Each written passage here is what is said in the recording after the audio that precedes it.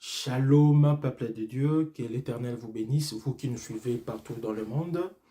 C'est bien votre serviteur, c'est bien votre frère Chris Malanda Panzou.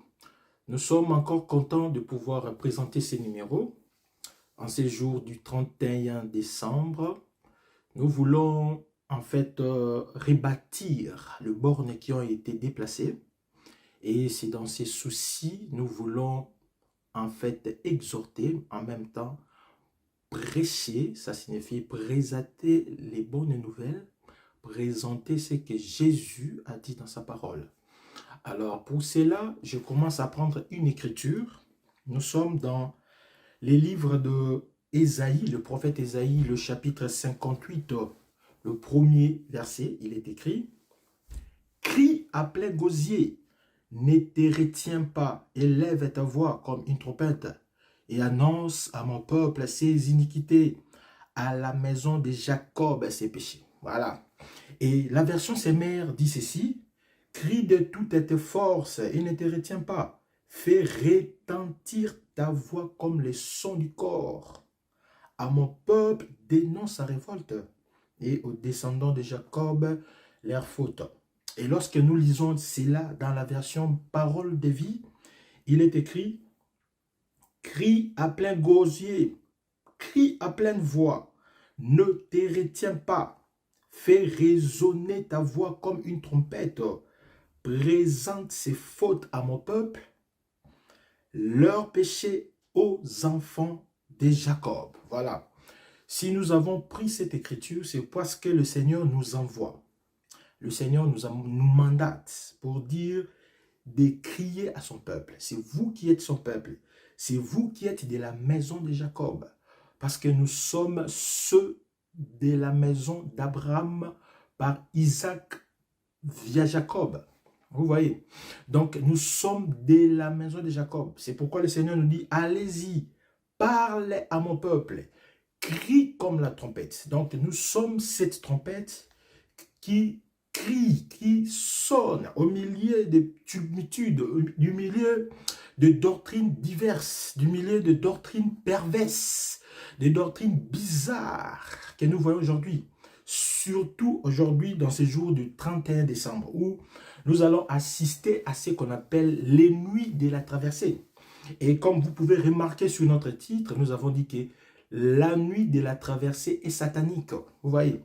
Et au cours de cette prédication, au cours de cette exhortation, nous allons démontrer bibliquement que la traversée, la nuit de la traversée que vous allez participer, certains d'entre vous, cette pratique, cette nuit est satanique. C'est pourquoi nous voulons exhorter aux bien-aimés, ceux à qui Jésus est mort, ceux à qui Jésus a versé son sang, de ne pas participer dans ces nuits.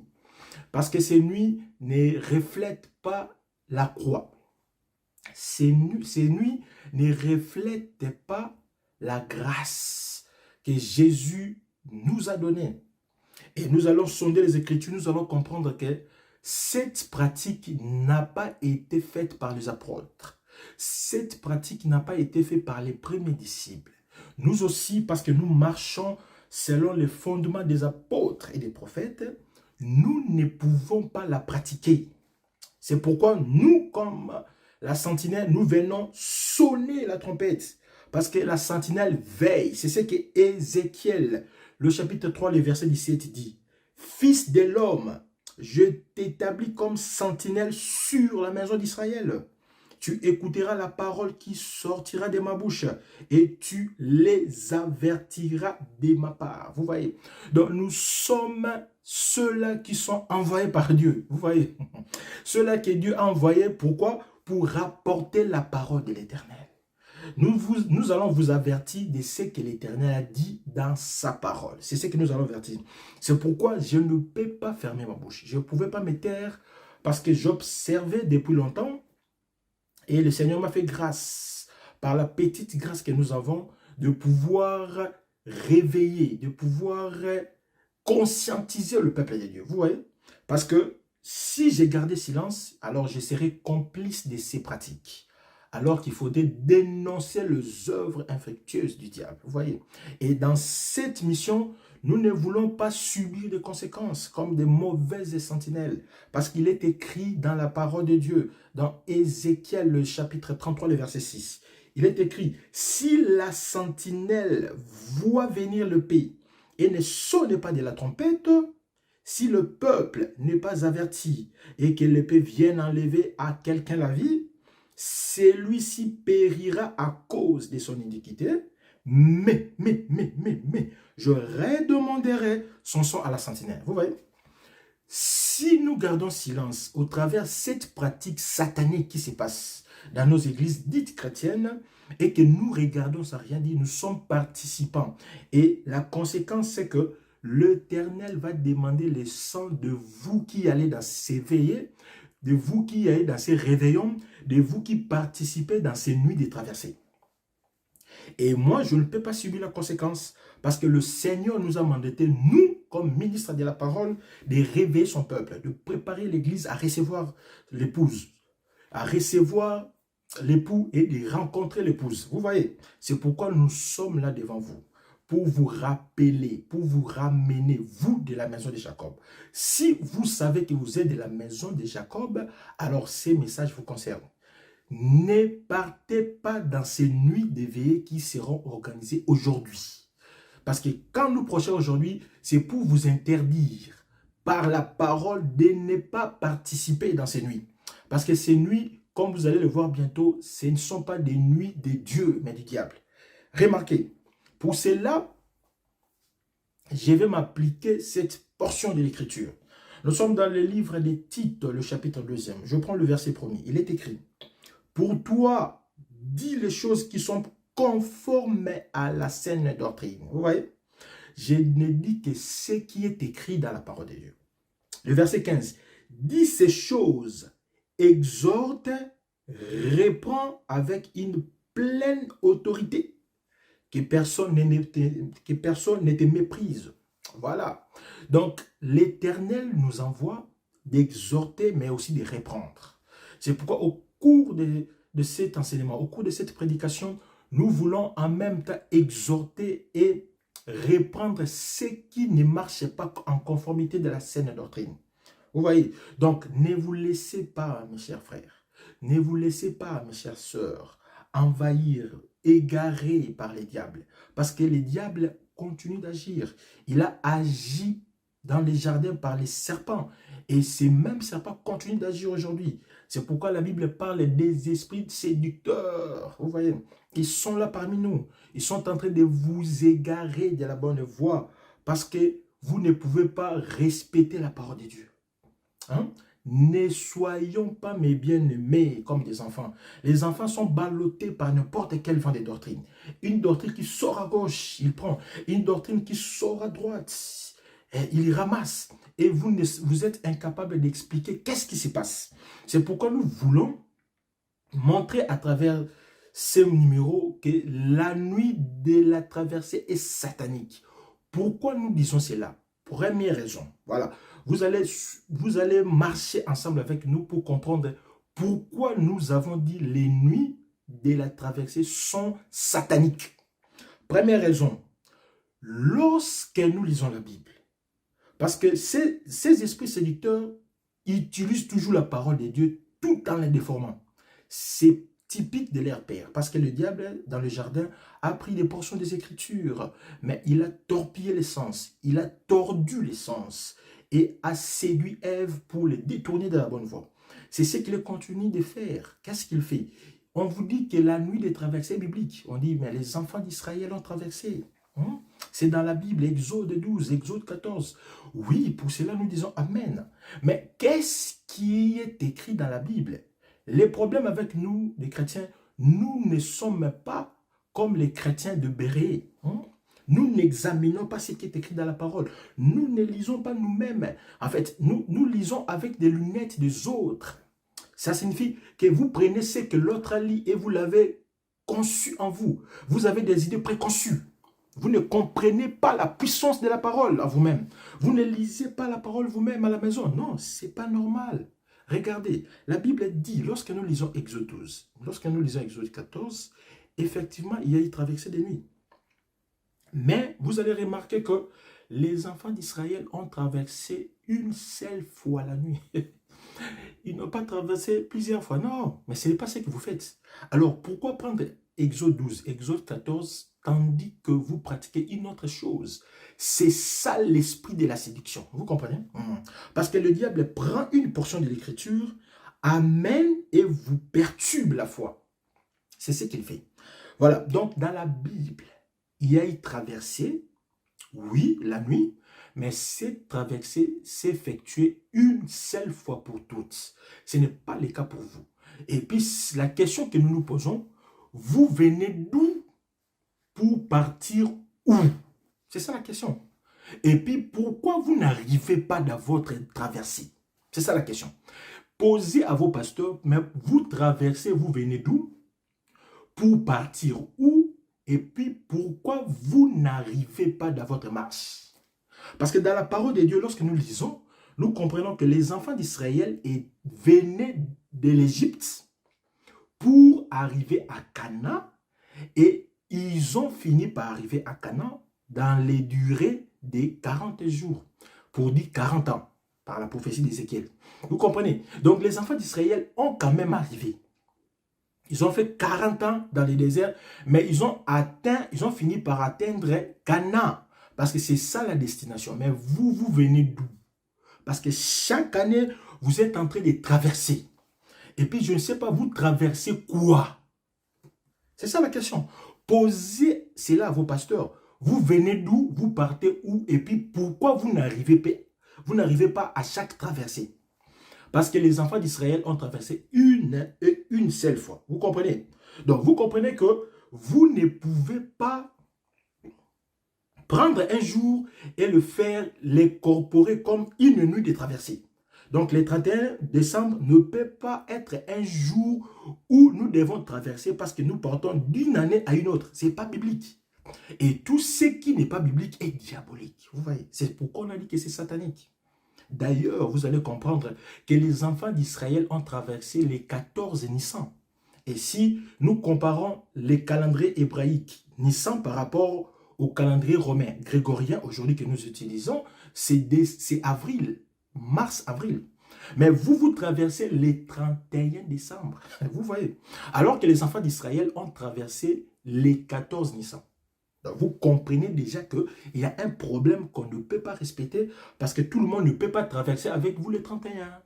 Vous voyez? Parce que, par exemple, en Chine, l'année passée, la bonne année n'était pas le premier, c'était le 25 janvier. Donc, il y a des territoires où on diverge par rapport à la Saint-Sylvestre. Ce n'est pas la même chose. Alors, déjà, vous comprenez que Dieu ne peut pas donner quelque chose que le monde ne peut pas faire au même moment. Non, ça n'existe pas. Ça n'existe pas. Donc, un jour, on ne peut pas les respecter. Pourquoi? Parce que la Bible dit ceci. Nous sommes dans Colossiens, le chapitre 2. On prend le verset 16 et le verset 17. Il est écrit que personne donc ne vous juge au sujet du manger ou du boire ou au sujet d'une fête, d'une nouvelle lune de sabbat. C'était l'ombre de choses à venir, mais le corps est en Christ. Les jours des fêtes, des sabbats, c'était l'ombre de choses. Les passages de la mer Rouge, c'était la Pâque. Comprenez-vous? Et ça s'est passé entre deux soirs, ça préfigurait la mort de l'agneau. Vous voyez? On ne peut pas prendre ces choses et les mettre en pratique du point de vue doctrinal. Ça ne tiendra pas, c'est satanique. Donc, avec ces versets Colossiens 2, votre traversée tombe parce que ça n'a pas de sens. La deuxième raison, vous allez remarquer que ces jours du 31 décembre, qu'est-ce qui va se passer?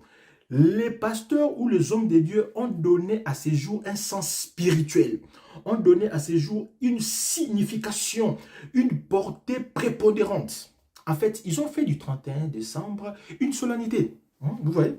Une solennité. Donc, un jour de grande valeur, un jour de grande valeur, un jour de grandes fêtes et un jour où on rend un culte spécial. Voilà. Et vous allez comprendre que lorsque vous faites ces choses, vous êtes en train de distinguer les jours. Donc, les 30 décembre n'est pas un jour important, mais le 31 décembre, c'est un jour important. Alors, d'où vous avez tiré ces choses, mes filles, mes frères? Où est-ce que vous avez vu les apôtres célébrer un jour ou honorer un jour? Ça n'existe pas dans les Écritures. Cela vient du diable. Parce que la Bible dit ceci. Cherchons les Écritures. La Bible dit ceci. Nous sommes dans Romains, le chapitre 14, verset 15. Tel fait une distinction entre les jours, tel autre les estime tous égaux. En fait, c'est ce que vous devez avoir comme conviction. La conviction que nous devons avoir que tous les jours sont égaux. Lundi jusqu'à dimanche, tous les jours sont pareils. C'est la conception que nous avons le dimanche, c'est le jour du Seigneur. Comme si le Seigneur nous a demandé de ne prier que le dimanche. C'est faux. Donner une valeur à un jour qui est un jour normal, donner une prépondérance, cela ne vient pas de Dieu, mes bien-aimés. Cela ne vient pas de Dieu. Et cela n'est pas biblique. Cela n'est pas biblique. Parce que j'ai dit ceci, si vous pensez que le 31 décembre, c'est une journée particulière, c'est un jour spécial, vous êtes en train d'adorer ces jours. C'est de l'idolâtrie. Tous ceux qui célèbrent les réveillons des 31, pour le premier, ce sont des idolâtres. Parce qu'ils font de 31 décembre une idole. Une idole. La Bible nous dit ceci. Dans 1 Corinthiens 10, le verset 14. Fouillez l'idolâtrie. Fouillez l'idolâtrie. Mais fouiller l'idolâtrie, ça signifie... Parce que quand nous parlons d'idolâtrie, les gens voient seulement les statues, les objets qu'on a taillés. Non. Même l'argent, c'est aussi l'idolâtrie. La cupidité, c'est l'idolâtrie. Vous voyez? Même la désobéissance, c'est aussi l'idolâtrie. Ne pensez pas, n'ayez pas une idée figée d'idolâtrie. Donc quand on dit idolâtrie, c'est une statue, c'est un monument, un objet. Non, non, non. Toutes les choses que vous pouvez donner de l'admiration, de la valeur, de culte, c'est une idole. Jean dit dans son épître 1 Jean le chapitre 5, le verset 21. Mes enfants, fouillez l'idolâtrie.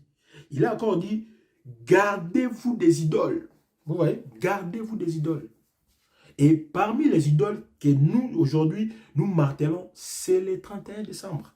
Le 31 décembre, pour beaucoup de chrétiens, c'est une idole. Quand je dis idole ici, ça signifie c'est un jour où un peu spécial, où Dieu exauce les prières. Ou si vous ne vous rendez pas dans une veillée, vous êtes un païen. Que si vous ne priez pas, que vous ne passez pas la nuit dehors, c'est que vous n'avez pas respecté Dieu. Ipso facto, vous devez être dans une veillée. Et c'est ce qu'on a inculqué aux chrétiens. Et moi, j'ai dit que ces chrétiens-là qui s'y vont avec cette idée préconçue, que la veillée du 31 décembre est plus que la veillée du 5 janvier, c'est l'idolâtrie, mes bien-aimés. C'est l'idolâtrie. Et j'ai dit que si vous pensez aussi que le 31 décembre, ou les réveillons qui passent du 31 au 1er décembre, est une date particulière, il y a dans cette date une spiritualité, que Dieu écoute les prières, que Dieu exauce les prières. Je vous dis, bien aimé, vous êtes à plaindre. Vous faites pitié. Hein? Vous faites pitié. En fait, l'Éternel est en train de s'étonner de vous. Mais il dit, mais qu'est-ce qui ne va pas avec ces enfants? Hein? Qu'est-ce qui ne va pas? Vous êtes malheureux, vous qui croyez que le 31 décembre, si vous y participez, l'année 2025 sera meilleure. Vous êtes dans le faux, mes bien-aimés. Hein? Vous êtes un incrédule. Vous ne croyez pas à la parole de Dieu. Qu'est-ce que dit la parole de Dieu? Nous sommes dans le livre des Galates. Galates, le chapitre 4, les versets 10 à 12. Ça dit quoi là-bas? Vous observez les jours, les mois, les temps et les années. Paul dit, j'ai craint de n'avoir travaillé en vain, parce que vous renversez la foi. Vous voyez, Je crains, donc je n'ai rien fait pour vous. Le temps que je passais pour vous enseigner ces choses, mais vous observez le jour, les mois, les années. Qu'est-ce que vient faire le 31 décembre dans la vie d'un chrétien? Qu'est-ce que ça d'importance? Le 31 décembre, c'est comme le 5 janvier, c'est comme le 6 janvier. Tous les jours sont égaux. C'est ce que la Bible dit. Hein? Tous les jours sont égaux. Donc, et puis vous croyez à ces choses justement parce que les dieux de ce siècle vous a aveuglé, vous a interrompu, vous a égaré pour ne pas arriver à l'intelligence. Le Dieu de ce siècle vous a aveuglé l'intelligence afin que vous ne puissiez pas croire à la vérité de l'évangile. Je sais que comme je prêche comme ça, il y aura des gens qui diront, mais ça c'est faux, nous allons partir seulement. Oui, allez-y, allez-y. Ici, moi, je suis en train de sonner la clochette, je suis en train de sonner la trompette. Un enfant d'Israël, lorsqu'il écoutait la trompette, il savait, nous étions dans quelle époque, nous étions dans quel temps, dans quel moment, est-ce qu'il y a l'ennemi qui vient, ou est-ce que nous devons nous rassembler? L'épée est sur votre tête. C'est pourquoi moi, comme la sentinelle, j'annonce. Je dis que arrêtez, n'y allez pas dans ces veillées. N'y allez pas parce que vous allez écourter votre vie. Vous allez voir, vous allez écourter. Donc, le diable est interrompu. Le diable nous jette un voile pour ne pas comprendre la vérité de l'évangile. L'évangile, il dit, n'observez pas le jour, n'observez pas les mois, n'observez pas les années. Sinon, vous allez renverser la parole qui vous a été enseignée. Parce que vous allez retourner à vos dieux. Parce que dans vos divinités, il y avait les jours à respecter. Il y a un jour qui porte bonheur. Il y a un mois qui porte bonheur. Il y a une année qui porte bonheur. Donc, lorsque vous commencez à croire sur ces choses, vous revenez dans votre vie païenne. Donc, vous êtes un incrédule. Vous rejetez l'enseignement. OK? Donc, ce n'est pas normal. Et puis, la troisième raison qui fait que ces nuits soient sataniques, c'est que dans ces nuits, il y aura des cultes et vous allez pratiquer des choses qui ne sont pas écrites dans la parole. Vous allez faire des choses qui renversent la croix. Vous allez faire des choses qui rejettent la foi, l'enseignement. En fait, ce que je vais dire, vous allez faire des pratiques des démons. Hein? Lorsque vous assistez, demandez à ceux qui ont assisté à s'éveiller, vous allez pratiquer des choses des démons. La première chose ou la chose la plus importante qu'on vous demande à faire, premièrement, vous allez arracher vos vies. Vous voyez, on va vous demander, arrachez vos vies, arrachez la vie de vos enfants, arrachez votre travail, le diable vous a tenu captif, arrachez, commencez à prier. Et vous tous là, priez, arrachez, nous arrachons ma vie, je ne peux pas me marier, c'est mon oncle, j'arrache ma vie, j'arrache ma santé, je ne peux pas être célibataire. Frère, vous allez arracher vos vies. Mais dans la parole de Dieu, qui arrache? C'est ça la question. Qui arrache? Mes bien-aimés, si vous ne connaissez pas la parole de Dieu, vous allez faire des choses jusqu'à injurier les gloires. Les bien-aimés frères Jude dit, il y a ceux-là qui injurient les gloires, alors que l'archange Michael n'a pas injurié Satan. Mais il a dit, réprime, que l'Éternel te réprime. Sois réprimé au nom de l'Éternel. Vous voyez, mais il y a des personnes qui injurient, qui bafouent les gloires. Personne ne peut arracher quoi que ce soit entre les mains de Satan. Personne. Parce que s'il était le cas, Jésus n'allait pas venir. Jésus est venu pour renverser les œuvres des ténèbres. Et les œuvres des ténèbres ne pouvaient être renversées que par Jésus. Dans la parole de Dieu, qui arrache? Lorsque nous lisons 1 Samuel, le chapitre 17, le verset 34 jusqu'au verset 35, vous allez comprendre que c'est lui qui arrache, c'est David. David courait, suivait les lions, suivait l'ours, lorsque un des ennemis arrachait, plutôt prenait la brebis. La Bible nous dit, David courait, arrachait de la bouche, de la gueule du lion, ou de la gueule de l'ours, la brebis qui a été prise. Donc, qui arrache, selon les Écritures, c'est David. Vous voyez? C'est David qui prend les brebis, c'est pas toi, bien aimé. Oh, la personne de David, c'est notre Seigneur Jésus. Donc, c'est Jésus qui arrache. Toi, tu ne peux rien arracher. Tu n'as pas ce pouvoir. En fait, tu es qui devant Satan? Vous pensez que vous avez une valeur à combattre avec Satan? Vous n'en avez pas. Vous n'en avez pas. Seul Jésus-Christ est capable d'arracher. Parce que c'est lui, le lion de la tribu de Juda. Il court, il suit un lion, il prend la brebis dans sa bouche. Et c'est ce que Jésus a fait. Jésus a arraché. Il a dépouillé le trône de principauté, les dominations de puissance. Il a arraché. Moi là qui vous parle, j'ai été arraché de la bouche du lion, qui est le diable qui rôde. Vous voyez. Jésus m'a arraché de la bouche, de la gueule du lion.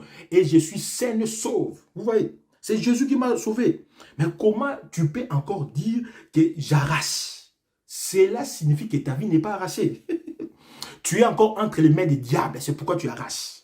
Moi, je ne peux rien arracher parce que je suis déjà arraché. C'est le Seigneur qui m'a arraché. Je suis dans les camps de ceux qui ont été délivrés. Vous qui allez arracher vos vies aujourd'hui, ce soir, parce que nous prêchons ce jour le 31, je sais que même si je prêche ici, certains d'entre vous iront dans ces veillées. Vous allez arracher. Donc, en d'autres termes, vous êtes en train de confirmer que vous êtes des païens. Vous voyez? Donc, vous rejetez votre foi. Vous rejetez tout ce qu'on vous a enseigné. Par simple geste d'arracher.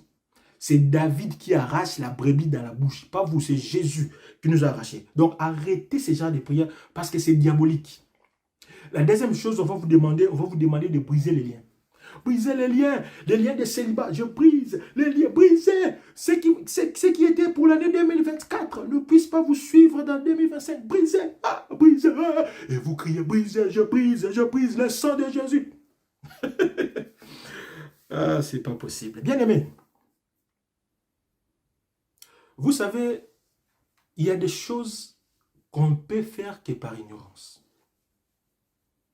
Je vous apprends qu'aucune prière au nom de Jésus peut briser les liens des familles. Ça n'existe pas. Je suis désolé de vous dire, mais c'est ça la vérité. Aucune prière au nom de Jésus peut vous arracher des liens des familles.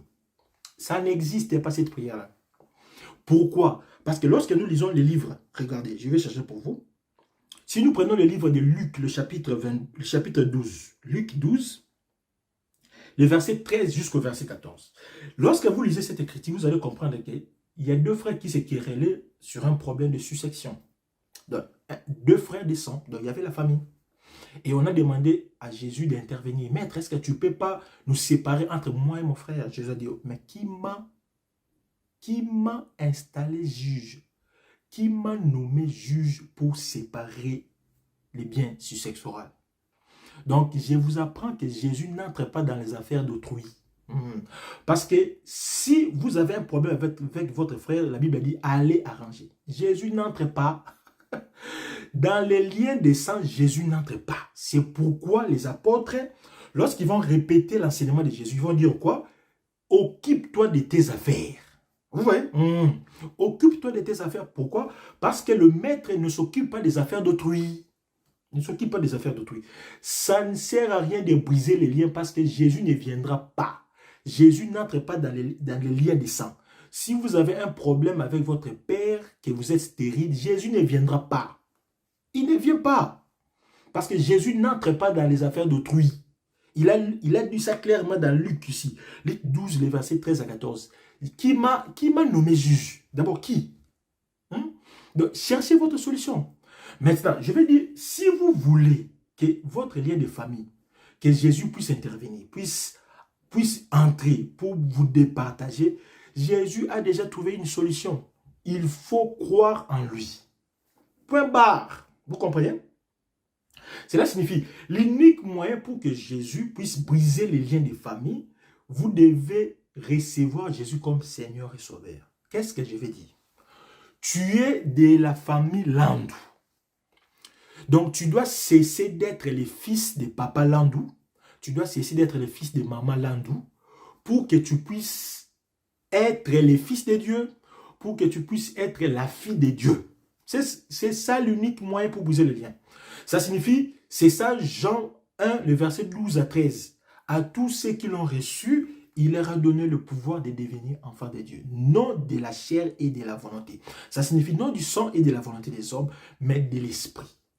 Nous comprenons que lorsque vous recevez Jésus, vous devenez enfant de Dieu. Toutes choses étant devenues nouvelles, vous n'êtes plus fils de votre père. Vous comprenez? Maintenant, vous êtes le fils de Dieu. Les liens de famille tombent. Donc, moi qui vous parle là, je n'ai rien à faire avec les prières de briser les liens. Parce que mes liens de famille ont déjà été tombés. La famille de mon père ne peut rien me faire. Ils n'ont rien du tout avec moi. Donc, dans la chair, nous avons encore des liens de sang. Mais en esprit, ils ne peuvent pas me toucher.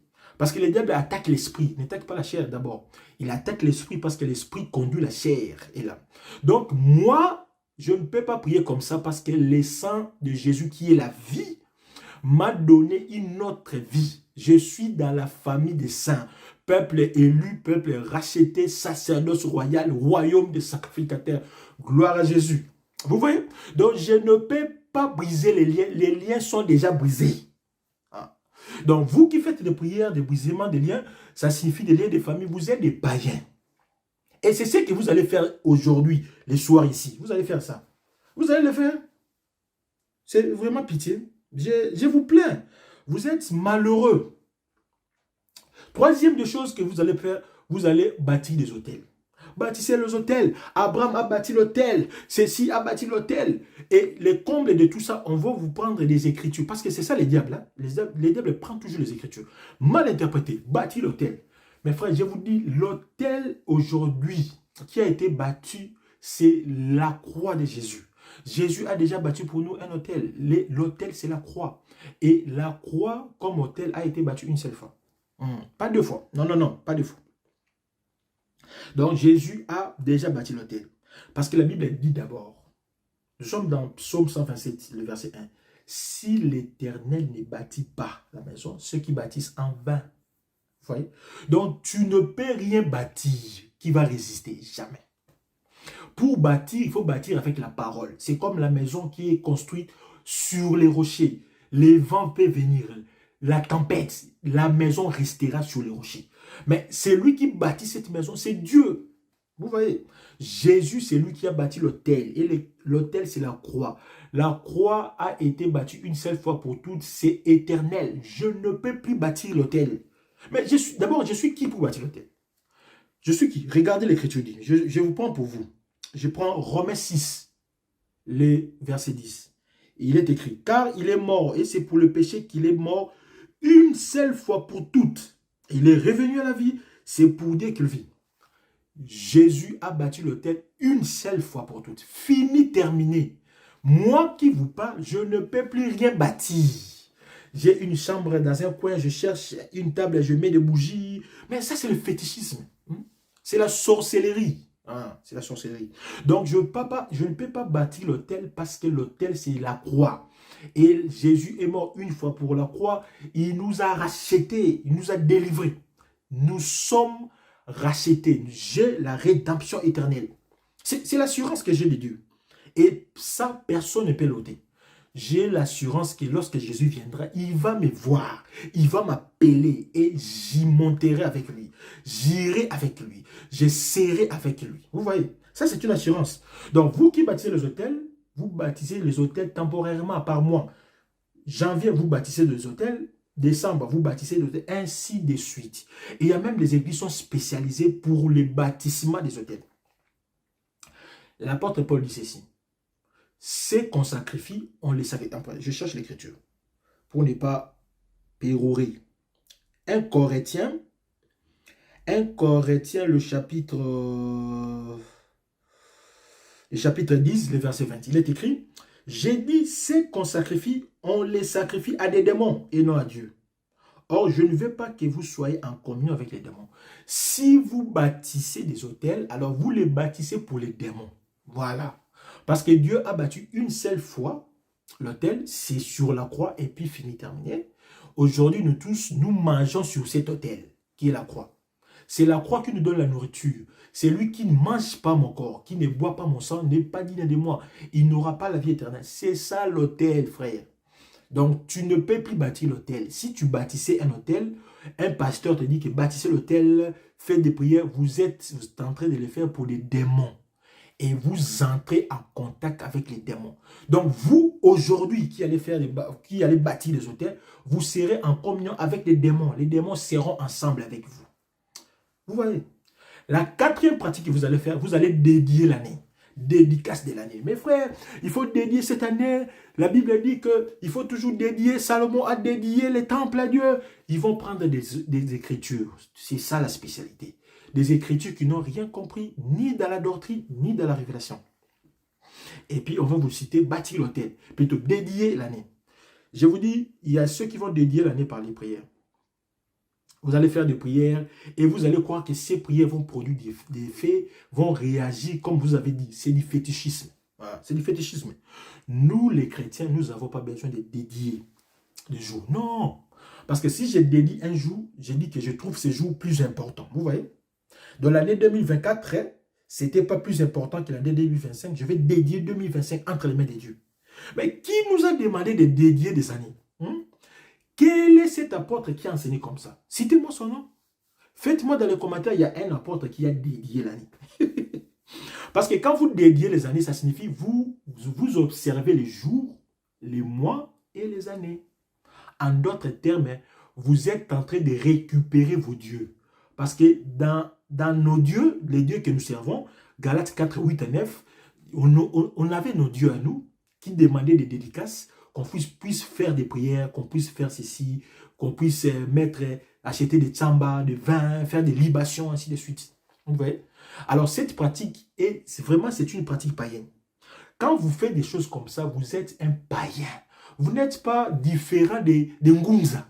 Vous voyez? Vous n'êtes pas différent des Ngunza. Donc, il ne faut jamais croire que si je fais ceci, cette prière, je l'ai dédiée à Dieu, que votre année est dédiée à Dieu. Que votre année 2025, maintenant, c'est une année spéciale. Que je ne peux pas rater la prière de 23h à 0h. Je ferai tout, même si j'ai dansé. Ah, il est fait quelle heure? 23h. Ah, je dois prier. Vous courez. Je dois prier parce que je ne peux pas rater. Je dois dédier mon année 2025. Frère, ça, c'est vraiment être un païen tout à fait. Parce que je vous dis, il y a des païens qui ne font pas ça. Il y a des païens qui ne prient pas. Ils ne vont pas prier. Ils seront dans les bars, dans les hôtels, dans leurs loges. Mais ce sont ces païens qui vont sortir le 5, après le travail. Il va vous dominer. Donc, ce sont les gens-là qui ne prient pas. Toi qui es dédié l'année, mais tu travailles chez un païen qui va vous dominer. Vous qui avez passé le temps à dédier les jours. Ça rime à quoi? Parce que les païens ne le font pas. Et ils sont heureux. Vous pensez que si vous dédiez l'année 2025, que tout sera bon? Non. Même si vous dédiez, si Dieu décide que vous allez mourir le 2 janvier. Même le premier là, vous allez mourir le soir. Ce n'est pas comme ça qu'on doit comprendre les choses. Non. L'année est meilleure, ce n'est pas parce que toi tu vas dire que c'est meilleur. Je déclare que l'année 2025 sera meilleure plus que 2024. Faux. C'est pas comme ça, frère. C'est pas comme ça. L'année est meilleure, c'est parce que Dieu est en toi. Parce que Dieu vit en toi. Et tous ceux qui ont Dieu sont dans la victoire. Vous voyez? C'est comme ça qu'on comprend. J'ai une bonne nouvelle à t'annoncer. C'est ça prêcher. Quand j'étais prêt, je t'ai dit que l'année est bonne parce que tu es prédestiné avec Jésus. Christ en moi, l'espérance de la gloire. Je vais briller parce que Dieu est en moi. Ça signifie tout ce qui est malheur, tout ce qui est échec n'est pas ma part. Romains 8 dit quoi? Romains 8, cherchons ça. Romains 8, prenons le verset 28. Qu'est-ce qui est écrit? Nous savons du reste que toute chose concourt au bien de ceux qui aiment l'Éternel, de ceux qui sont appelés selon ses desseins. Toute chose concourt bien à ceux qui aiment l'Éternel. Vous pouvez descendre jusqu'au verset 31. Tout concourt bien à ceux qui sont à l'Éternel, frère. Je n'ai pas besoin de dédier. L'année me sera meilleure, même quand je le dis, parce que Christ marche avec moi. Christ est devant moi, Christ est derrière moi, Christ est à ma droite, Christ est à ma gauche. Je ne crains rien. Que 10 000 tombent à ma gauche, 10 000 je ne crains rien parce que je marche avec l'Éternel. L'année m'est dédiée parce que Jésus est à moi. Jésus vit à moi. Gloire à toi, Jésus. Et je le bénis même. Je bénis Jésus parce qu'il m'enseigne chaque jour. Vous voyez, c'est très important. Et puis, on va vous demander de dédier l'année par les offrandes. Il y a même des scandales, des gens qui ont demandé de l'argent, de 10 000 euros, de 5 000 euros, ainsi, ceci. On vous demande de s'aimer. Mais frère, vous n'êtes pas des agriculteurs. Comment vous allez s'aimer? Vous ne travaillez pas au ministère de l'agriculture. Mais vous s'aimez quoi? D'abord, comment vous pouvez s'aimer quelque chose de spirituel avec des choses physiques. Est-ce que vous ne comprenez pas que ce n'est pas normal? Si je dois s'aimer, donc, pour les choses spirituelles, un langage spirituel. C'est ce que Paul dit. Donc, si je dois s'aimer spirituellement, je dois aussi mettre la sémence spirituellement. C'est ça. Comment s'aimer quelque chose qui est spirituel? Moi, je sème en physique. Ça n'a pas de sens. Ça n'a pas de sens. Donc, il y aura des gens qui vont dire, donnez cet argent, prenez l'argent que vous avez venu avec, serrez ça dans la main, déclarez des choses avec cet argent. Il y aura des miracles. Faux. Voilà, c'est faux. Si vous faites ces gestes, vous croyez que l'argent que vous donnez, ça va arranger votre vie. Ça va effacer vos péchés. Vous avez commis des péchés 2024. Vous avez volé les maris d'autrui. Vous avez fait des avortements. Vous étiez abonné aux pornographies. Vous étiez abonné aux masturbations. Vous avez fait des catastrophes. Et vous pensez que ces 31-là, puisque vous serez ce soir dans une prière, que tout sera effacé et que l'avenir sera meilleur. Mes frères, vous êtes en train de prédire l'avenir. Et prédire l'avenir, c'est de la divination. C'est la sorcellerie. Tout ce qui va mener son argent, il tient ça à la main. Tenez votre argent à la main. Venez sceller l'année. Pour la 2025, que l'année soit meilleure, commencez à déclarer sur cet argent. Quand vous déclarez comme ça, vous êtes en train de prédire l'avenir. Et vous tombez dans la divination. Vous voyez les pratiques des démons? Tous ceux qui vont sceller l'argent 2025, c'est cette soirée ici, les 31, dans vos veillées, vous allez pratiquer la sorcellerie. Et Dieu a dit que les sorciers soient tués. Vous allez être tués. Parce que le royaume n'appartient pas. Tous ceux qui sont sorciers n'iront pas au ciel. Non? Je vais prendre seulement une écriture. Je prends seulement Ésaïe 48. Ésaïe 48, prenons le verset 3.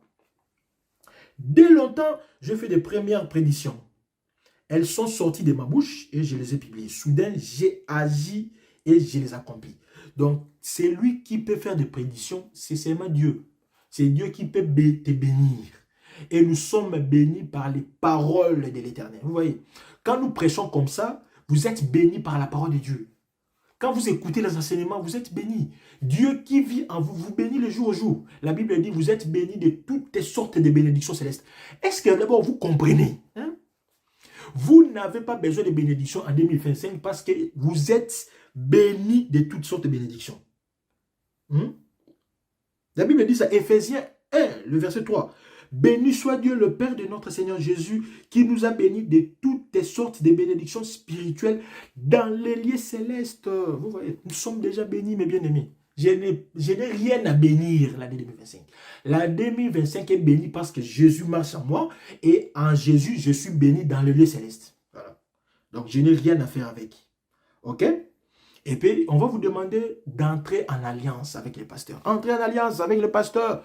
Entrez en alliance avec mon Dieu. Bien-aimé, dans cette nouvelle alliance, il faut faire très attention. Dans cette nouvelle alliance, nous sommes tous dans l'alliance éternelle avec Jésus.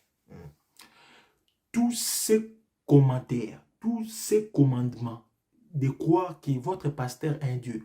J'ai pris les dieux de mon père un tel. J'ai les dieux de mon pasteur tel. C'est de la sorcellerie. Voilà. C'est de la sorcellerie. Il n'y a aucun Dieu qui agit pour votre pasteur. Si votre pasteur a un Dieu différent du vôtre, cela signifie que ce Dieu-là, c'est un sorcier, c'est un démon, c'est Satan. C'est ça que ça signifie. Moi, mon Dieu que je sers, c'est le même Dieu que nous partageons avec tous les frères du monde entier. Nous avons le même Dieu. Dans la nouvelle alliance, notre Dieu, c'est Jésus-Christ. Le Dieu qui était parole, qui s'est fait chair, il a donné son sang, sa vie pour que nous ayons la vie. Nous avons le même Dieu. Moi, je n'ai pas un autre Dieu que vous. Non. Si un homme de Dieu vous dit d'entrer en alliance avec son Dieu, ce Dieu-là, c'est un démon. C'est un démon. Et là, il n'y a pas de débat. C'est un démon. Parce que nous ne renouvelons pas notre alliance. On va vous dire, renouvelez votre alliance pour cette année 2025. Il y a même des pasteurs audacieux qui vont vous donner des photos, qui vont vous vendre des bracelets, des chaînettes, des effigies, des cadres, ainsi de suite. Il y a son effigie, sa photo, et vous le mettez dans vos maisons. Mais c'est de l'idolâtrie. Hein? C'est de la sorcellerie. Vous comprenez? Ne mettez pas les photos d'un soi-disant prophète de Dieu. Ça n'existe pas. Dieu a dit aux enfants d'Israël, il a dit, lorsque je suis descendu, est-ce que vous avez vu ma tête? Est-ce que vous avez vu mon dos? Est-ce que vous m'avez vu? Non. Alors, n'osez pas d'imaginer des représentations sur moi. Veillez sur vos âmes. Veillez sur vos âmes. N'adorez pas les images. C'est de l'idolâtrie. Hein? Ne renouvelez pas des alliances. Les alliances que vous allez renouveler, ce sont des alliances de Satan. C'est Satan qui demande à ses serviteurs de renouveler chaque année. Parce qu'il va vous demander des choses différentes que vous avez demandé en 2024. En 2025, il faut renouveler. En 2026, il faut renouveler. Ça, ce sont des renouvellements de Satan. C'est différent. Donc, toi, un chrétien, ne renouvelle pas. Alors, si tu ne veux pas renouveler, n'allez pas dans cette nuit de traversée. Parce que cette nuit de traversée, il y a des choses comme ça qui vont se faire. C'est satanique. Donc, parce que dans ces veillées, dans ces nuits, on va vous demander de renouveler les alliances. Mais je vous dis déjà, c'est Dieu que vous renouvelez l'alliance le 31 décembre pour le 1er janvier. C'est Dieu a un nom, c'est Janus. Le dieu Janus, c'est cette divinité romaine, le dieu de la transition, le dieu des fins et des commencements, des sorties et des entrées, le dieu des passages. En fait, cette divinité avait deux têtes. Une tête de jeune, une tête de vieux. Alors, cette divinité a le pouvoir de faire quoi? De vous prendre, de faire la transition. Il vous fait quitter d'un lieu à un autre, d'un niveau à un autre. Vous voyez, c'est Janus. Je vous dis bien aimé, lorsque vous traversez, voilà, la nuit de la traversée, vous allez traverser avec Janus. C'est un démon. Voilà. C'est un démon. Vous n'avez pas un autre Dieu que vous allez traverser. Notre Dieu ne peut pas traverser avec vous. Non. Ce n'est pas comme ça lui traverse. Nous allons voir comment notre Dieu traverse. Ce n'est pas comme ça. Donc Janus, c'est lui qui va traverser avec vous. Et il va vous ensorceler. Il va vous ensorceler. C'est pourquoi vous avez des problèmes dans vos foyers. Vous avez des divorces, vous avez des maladies, vous avez des problèmes, des infirmités. Parce que vous avez traversé avec un démon. Janus, c'est un démon. C'est le nom qui a donné le nom au mois de janvier. Vous voyez? Donc, ce démon fait la transition entre décembre et janvier. Tous ceux qui font la transition de nuit jusqu'au petit matin, obligatoirement, ils rencontrent Janus. Voilà. Parce que lui, les dieux des entrées et des sorties, des passages, des transitions. Je vais changer de vie. L'année 2024, je puisse augmenter en 2025. Ah, vous voyez? Donc, il va vous prendre dans un niveau, un autre, et il vous amène à un autre niveau. C'est lui qui va faire ça. Ce n'est pas notre Dieu. Notre Dieu ne fonctionne pas comme ça. Non, ça, c'est pas lui. Donc, vos pasteurs font ces choses-là pour vous sacrifier aux démons. Ils vous sacrifient aux démons. Ils vous livrent. D'ailleurs, ils vous vendent les huiles, les photos, ces histoires. Vous avez ces biens dans vos maisons. Ce sont en fait des antennes. Ces antennes vont permettre à vous servir pour que tout ce qui va dire, vous allez respecter. Oh, Daddy a dit. D'ailleurs, même avant de me marier, je dois demander à Daddy. Est-ce que Daddy te dit quoi, mon fiancé? Est-ce que je dois épouser ses fiancés ou pas? Si Daddy dit non, tu vas rater le mariage. Vous voyez? Donc, un Daddy qui surplante ton papa. Un Daddy qui a l'autorité plus que les papas. C'est un Daddy qui ne comprend rien du tout. Donc, tu es un père de fils d'autrui, un bâtard. C'est pas normal, frère. Je vous exhorte, bien-aimés, à retourner à la parole. Vous voyez? Retournez à la parole. Parce que vos pasteurs, ils prêchent, ils vous font montrer la puissance de Satan, au lieu de vous présenter la puissance de l'évangile. Ils vous présentent comment les diables agissent au mois de décembre. Il faut faire des choses, ceci, il faut sceller, il faut faire des sacrifices. Mais ils ne vous présentent pas ce que Jésus a fait. Mais maintenant, moi, je vous dis ce que Jésus a fait. C'est ça la bonne nouvelle. Colossiens, le chapitre 1, le verset 12 au 14. Il nous a arrachés au pouvoir des ténèbres et nous a fait passer des ténèbres dans le royaume de son Fils bien-aimé. Vous voyez? C'est ce que Jésus a fait pour toi, mon bien-aimé. Jésus t'a pris dans les ténèbres pour son royaume. Tu as quitté les œuvres des ténèbres, maintenant tu es dans la lumière. Ça, on ne vous dira pas, on vous dira les diables fait ceci, les démons. Moi, je vous annonce que tu as quitté le monde des ténèbres. Tu es aujourd'hui dans le monde de lumière.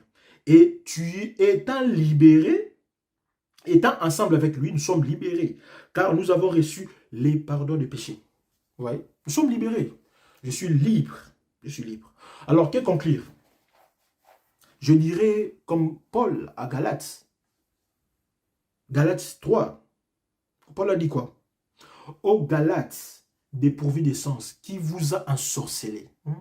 Bien-aimé, qui vous a ensorcelé? C'est les diables. Les diables vous ensorcellent par vos pasteurs. Parce que vos pasteurs qui vous amènent dans les nuits des traversées, ce sont en fait des serviteurs des serpents. Les serpents qui a séduit Ève continuent à séduire jusqu'aujourd'hui. C'est ça que Paul dit. Je crains que les serpents qui a séduit Ève au jardin puissent refaire la même chose sur vous. Je crains. Je crains d'avoir prêché en vain, de vous prêcher toujours la même chose, mais vous retournez dans le péché. Donc, les serpents font la même chose, mais les serpents agissent aujourd'hui par les fils des rébellions. Les serpents agissent par sa queue, vous voyez? Et la queue du serpent, ce sont les faux prophètes, les faux pasteurs, les faux apôtres. Tous les faux, ce sont les queues du serpent. Et ils sont nombreux. L'apôtre Jean parle des esprits antichrists.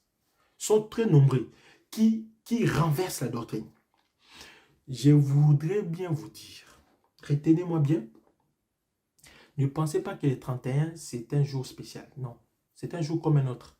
Si vous faites les veillées pour le 31 qui est spécial, priez aussi les 3, priez aussi les 5, priez aussi, c'est la même chose, il n'y a pas de différence. Toute l'année, Dieu veille sur vous. Tu es un chrétien, je t'annonce que Dieu veille sur toi. Ne pensez pas que le 31, c'est une journée, une soirée, une nuit que Dieu va ajouter la protection. Ça n'existe pas. Dieu te protège, mon bien-aimé. Dieu te garde, ma bien-aimée. Tous les jours. Il a dit dans Isaïe, le chapitre 27, le verset 3. Moi, l'Éternel, j'en suis le gardien. Je l'arrose chaque instant, de peur qu'on puisse l'attaquer. Je veille sur cela jour et nuit. L'Éternel veille sur toi. La Bible dit, l'ange de l'Éternel campe tout autour de ceux qui le craignent pour les arracher du danger.